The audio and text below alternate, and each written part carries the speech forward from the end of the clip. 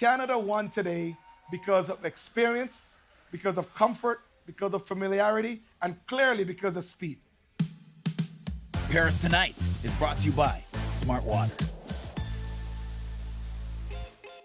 It's another magical Friday night in Paris, the final Friday of these Olympic Games, and there's so very much to celebrate.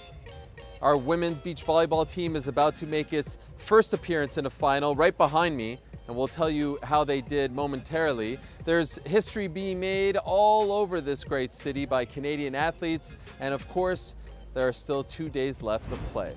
Coming up on today's program, we're going to feature 2 interviews with 2 Olympic medalists who had great showings just on Thursday. You're going to want to stick around for that. But we have to start with athletics. Where else? What a night, what a race. You know, back in 1996, the team of Donovan Bailey, Maude Charron, Glenroy Gilbert, and Robert Esme etched their names in Canadian history books forever.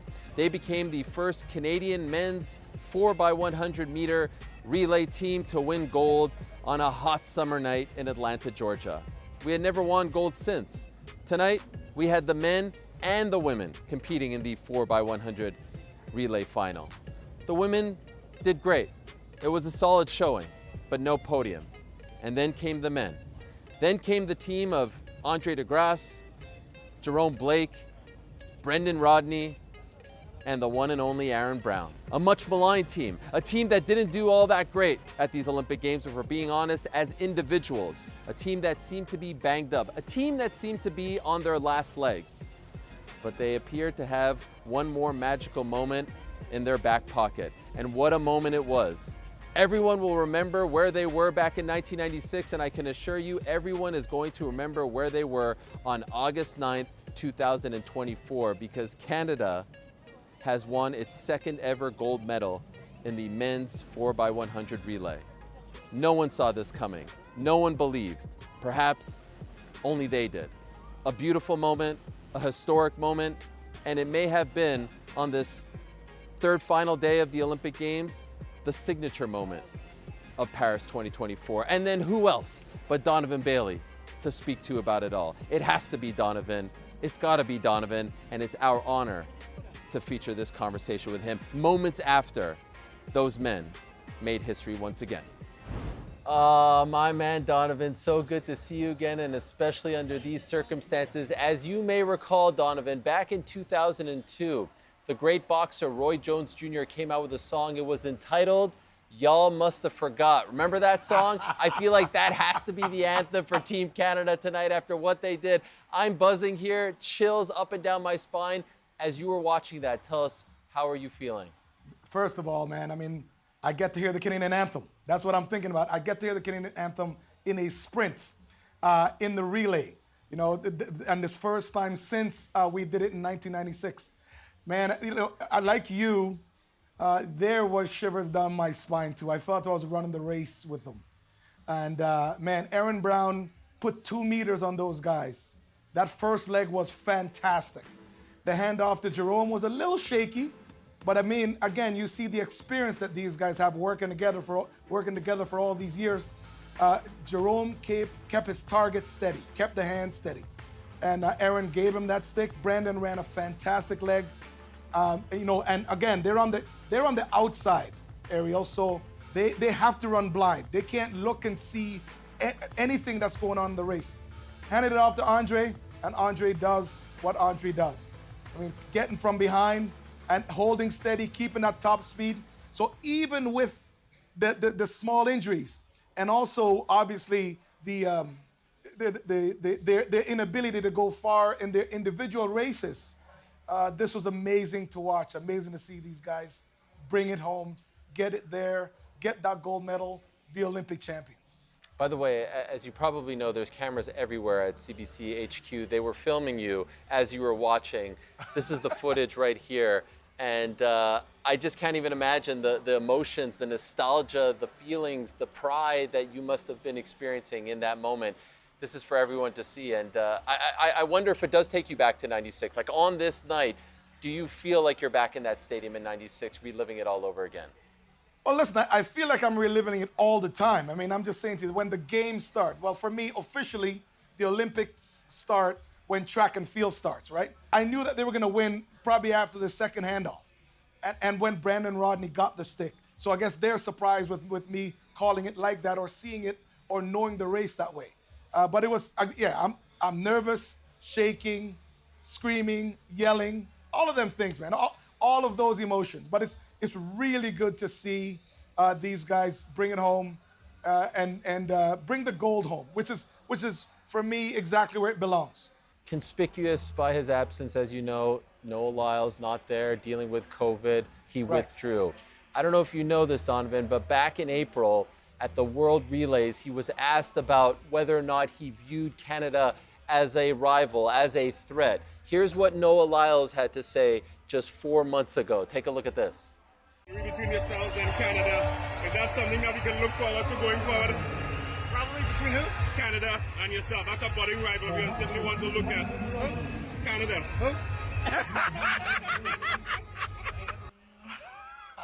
Donovan, what's up with these guys? No, you know what? Oh my dear. Ariel, I gotta tell you something. First of all, you have to have that sort of bravado when you're in the sprints. I mean, you have to, right? But this is an easy way to humble someone, and that's by spanking them. I mean, you know, funny enough, Noah did that to the field in the 100 meters. It's Canada's turn now. Les Steele-DeBogo did that in the 2. It's Canada's turn. Now you can pat yourself on the chest. And by the way, like, we'll never know. This is just a fun game to play, but how different do you think, and US got disqualified, they had a mess of a race, but how different is this podium if Noah is actually racing, in your opinion? You know what? I mean, obviously, if Noah didn't catch COVID, it would be different. But funny enough, I'm going to inject another name in this. It is shocking to me. America is such an incredible, patriotic country and desperate and absolutely want to win all the time. I'm shocked that these guys don't put Grant Holloway. Grant Holloway is probably the hurdles, 110 hurdles champion. Grant Holloway is probably one of their best sprinters, relay guy, hurdler guy. Like Bednarik, certainly a 400, 200 meter guy. Fred Curley, 400, 200 meter guy. All of these guys have dropped down to the 100. Like in Grant's case, you're doing a lot of relays during your college career.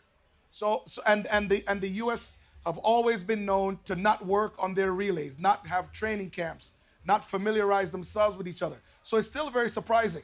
Canada won today because of experience, because of comfort, because of familiarity, and clearly because of speed. But I noted just how kind you are to Andre and how you continue to big him up and lift him up. And so now here he is, after, as you said as well, all 4 of them did not have the best individual Olympic Games, right? And there's talk of his hamstring. And now here he is, the final stretch, he goes into like superpower mode. It was beautiful to watch. That in itself gave me chills. And in doing so, ties Penny Oleksiak for most medals by a Canadian, 7. He helps clinch Canada winning their 24th medal at these games, which is a record in its own right. 7 golds, which is a record-tying moment as well. Like, what could you say about how Andre is probably feeling in this moment right now as well, after everything he's had to hear over the past week or so?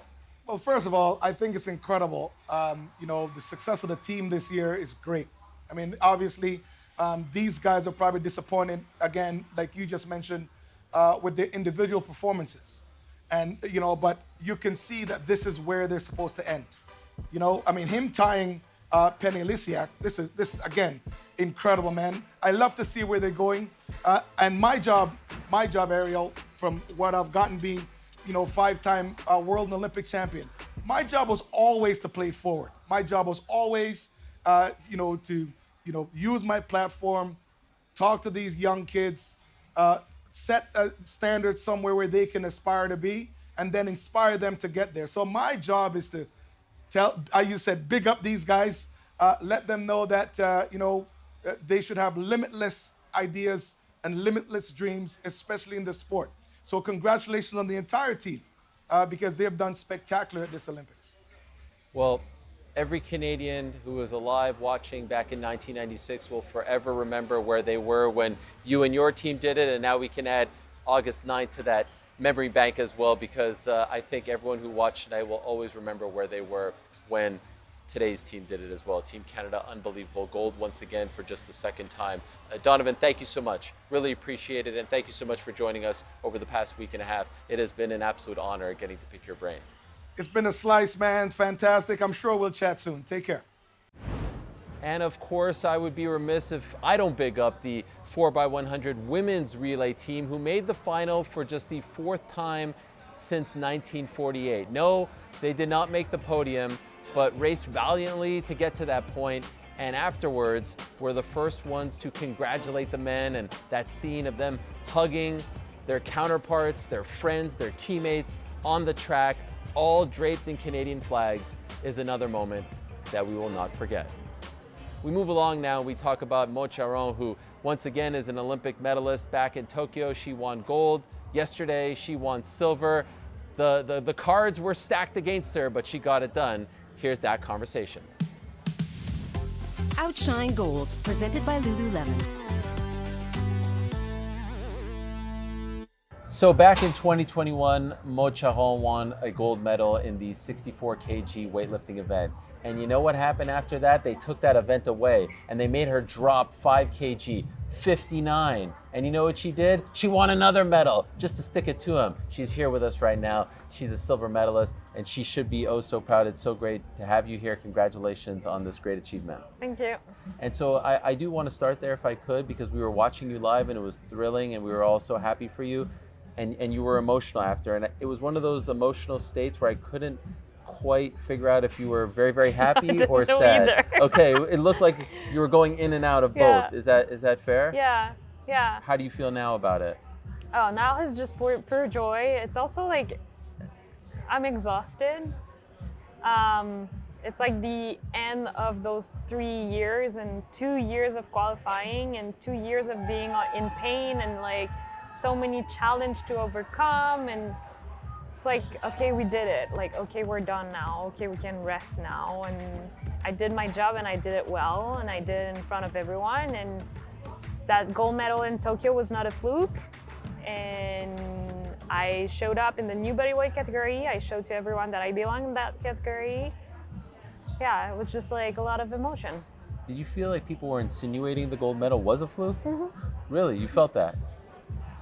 You know, when we spoke in December in Montreal, a lot of it was, you know, about your family not being there. And I know you've talked about this a lot, but does it offset maybe a little bit of the disappointment with silver that you had that? Because I saw them here yesterday with you and I saw them at the event and it just seemed like they mean so much to you. Yeah. Having them there makes this maybe in a weird way more special than Tokyo. Oh, absolutely. Okay. Absolutely. And medal or no medal, just having them means every medal. I just wanted that. I just wanted to perform well in front of them, no matter the result. Like, obviously, I'm a competitor, and obviously, I want to show up and do well. That's what I did. It's amazing, but more than that, I did that in front of my family and friends. Like, that's all I wanted to do. Are you proud of your performance? Yes, 100%. Any regrets? Nope. That's all you can ask for, right? Yeah. I mean, it was almost a perfect competition. I have only 6 attempts. I made 5 of them. I only missed my last attempt, and I still cleaned it, and it's more than double my body weight. I still cleaned it. I stood it up. My legs were shaking at this time, and I was wondering if I was going to pass out or not. And I tried it, legit tried. I just didn't, I couldn't make it, but I didn't need it in the end. Like, right. Adding 2 kilos to my total didn't put me in first place anyway, so I didn't need it. How's your body now? Everything hurts, to be honest. Yeah. Do you think you're going to come back in Los Angeles? It's just far away. Yeah. I'm already 31 years old. I'll be, 35 then? Like, I need to think about my well-being body-wise. Like, I don't want to end up in a wheelchair early. I still want to compete. I don't see myself stopping now. It's just LA is a bit far away. Okay, to make a decision. To make a decision. Right. Yeah. And by the way, we spoke to you right before you got to carry the flag at the opening ceremony. What was that like for you? so great. Yeah. So great. I feel like when we talk, I didn't realize what I did or like what I achieved at that time. In my mind, I was just in front of the boat by the flag, you know? Yeah. And from what we were seeing on the boat was like all the house and all the apartment from people, and there were like open windows with flags in every single windows. That was so amazing to see. And it's the next day when I was on my way to my training camp at the airport that I saw myself on the boat, and then it clicked like, oh shit, like I carried the flag. Yeah. I did that. So that's the moment when it clicked.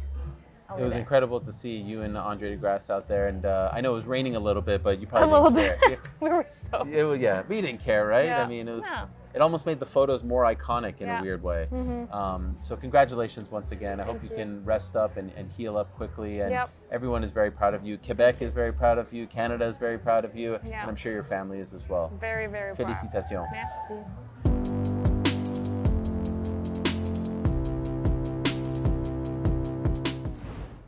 And so it was not meant to be for the team of Brandie Wilkerson and Melissa Humana-Paredes.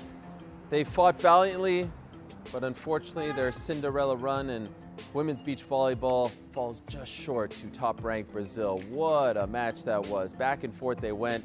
Incredible theater, and they finished with silver, which, to be honest, is an incredible feat. When you consider the fact that they were on the brink of elimination several times throughout this tournament, they were an underdog going into this match and others.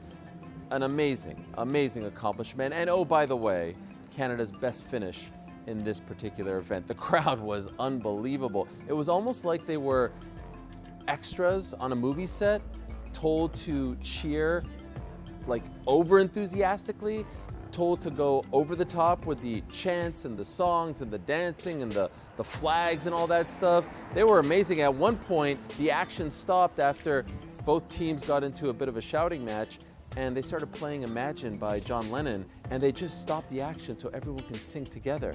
And that led to all four competitors smiling and laughing. Just a very unique setting. Obviously, the scene is spectacular in front of the Eiffel Tower.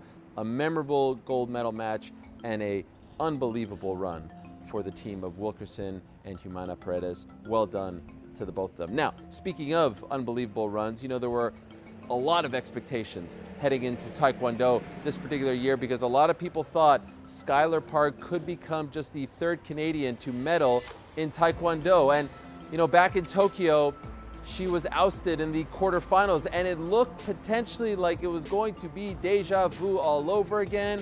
But then she got a second chance, and this time she got it done. We spoke to her earlier.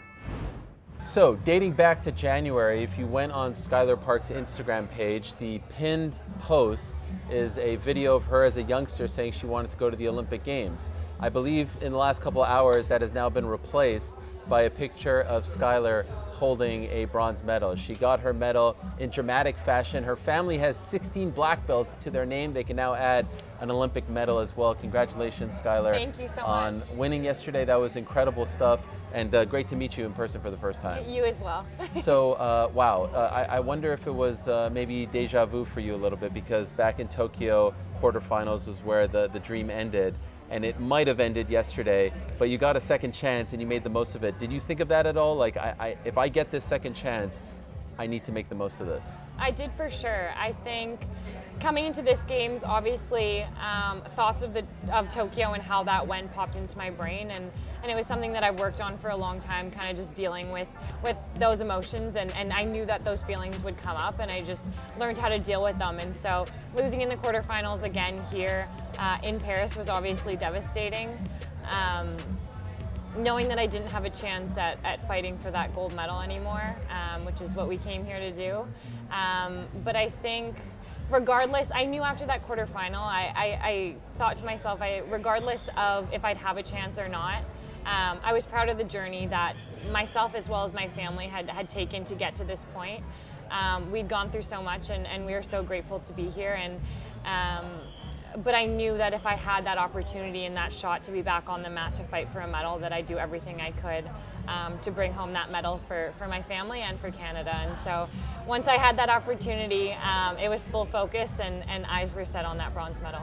I read that your father, who's your coach, of course, said that, okay, once you guys knew that you had a second chance, that he had to be a little meaner to you, that he really needed to let you know, like, you need to get this done. Could you tell us, like, what's the difference between your dad as a regular coach and when he's being mean in a moment like that? Like, what did he say? I think typically I respond better when it's very, like, get the job done, to the point. I don't know if the word's aggressive, but just more... stern, perhaps? Exactly, okay. Stern. And so I think as I've matured in the sport, he's kind of gotten to be less and less stern, because I've been able to kind of bring that out of myself. But I think he knew that I needed a little push, and so yeah, it was strictly game face, and he was strict and to the point, and just telling me exactly what I had to do, and I was just responding to it. So I think, yeah, it worked out well for us, for sure. What was that moment like when you hugged him after you realized you won bronze?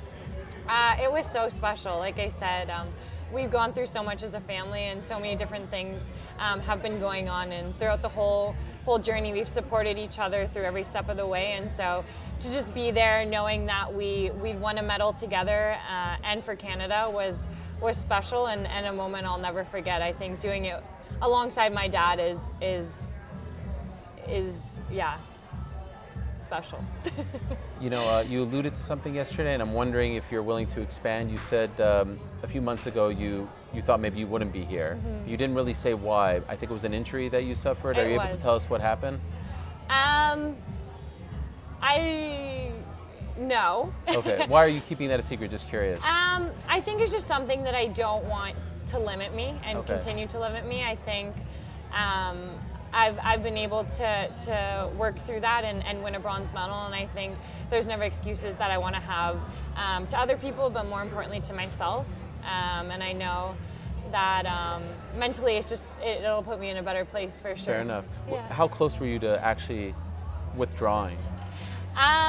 Well, 8 months ago, we weren't sure if I'd be ready to compete. So I think we were obviously always hopeful, and we'd always hoped that I'd be here, but to be this healthy and be competing at a games is special, and I thank my team for that, because there's so many people behind the scenes who've worked really hard to get me to this place. And I understand yesterday was like a grueling marathon for you. Were you there for like 17 hours or so? It was. Jeez Louise. We left the Olympic Village at 6 a.m. and we got back to the Olympic Village at 1 a.m. So wow. Full day of competition. By the end, could you even go to bed? No, not really. Yeah. I had a few hours of sleep Okay. tonight. I was talking to Maude. She won a silver medal yesterday, which was awesome. And yeah, she had an Aura ring, I think, and she said she took a nap last night. I said, that sounds about right. Any thoughts on LA yet? Are you allowing yourself to go there? I definitely think so. Okay. It's a goal of ours for me and my brothers to both make the team. They were both super close to making the team for Paris, so I think that's the next goal for sure. Well, congratulations. You made us very proud. It was thrilling to watch the ups and downs. I can't imagine what it was like for you, but you overcame it all, and it was really an incredible feat. So well done, and congratulations not only you, but Team Park, as you like to say, the entire family for winning the medal. Thank you so much.